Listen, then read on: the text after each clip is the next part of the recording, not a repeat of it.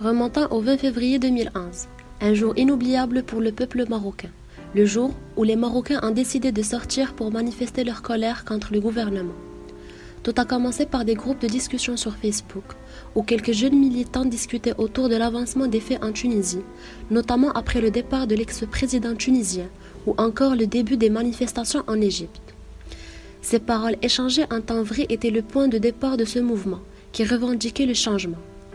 Le 27 janvier, une campagne lancée sur Facebook par ce même groupe de jeunes, avec ou sans affiliation politique, est inspirée par le mouvement du printemps arabe et qui interpellait le peuple marocain à manifester le 27 février, une date avancée au 20 du même mois.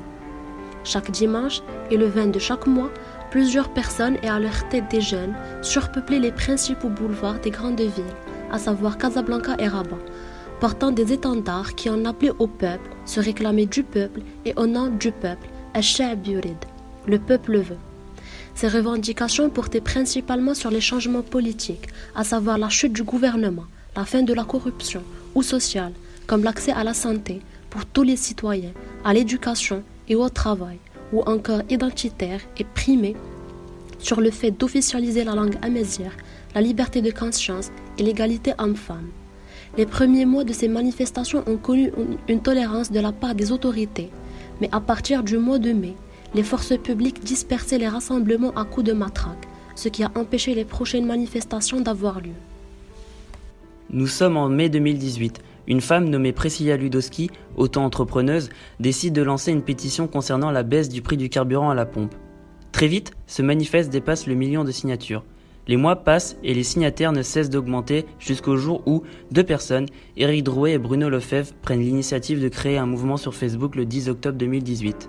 Ce mouvement appelle au blocage national contre la hausse du carburant.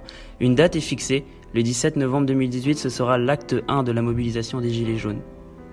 Ce mouvement devient très rapidement visible et prend une telle ampleur qu'il commence à inquiéter le gouvernement.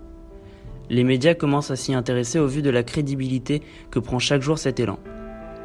Le jour J, entre 287 700 et 1,3 million de personnes se mobilisent, bloquant ainsi plusieurs axes routiers importants partout en France. Ce qui à la base partait d'une volonté de la part des citoyens d'agir pour diminuer le prix du carburant s'élargit et touche d'autres domaines, notamment sociaux et politiques. Chaque samedi constituant un acte, les semaines défilent et la popularité de ce mouvement diminue considérablement. En décembre, 70% des Français peinent à le soutenir. En effet, les violences entre manifestants et policiers continuent d'accroître, ce qui a contribué au désintérêt de la plupart des Français. De plus, la présence de personnes venues pour piller et détruire de grandes boutiques de luxe, commerces, infrastructures urbaines a décrédibilisé totalement ce mouvement avec tous les efforts faits auparavant. Que ce soit pour la France ou pour le Maroc, les mouvements ont amené les gouvernements à réfléchir. Au Maroc, le roi a prononcé un discours royal le 9 mars en faveur d'une réforme constitutionnelle mise en place à partir du 1er juillet. S'en suivit des élections le 25 juillet dans le but de constituer un nouveau gouvernement actif à partir du 1er janvier 2012. En France, le grand débat national est lancé en novembre dans le but d'échanger avec les représentants des Gilets jaunes. Les Français attendent toujours de connaître les aboutissements de ce débat. Dans les 2 cas, les manifestants ont été confrontés aux violences policières. 9 morts ont été enregistrés au Maroc et 11 en France.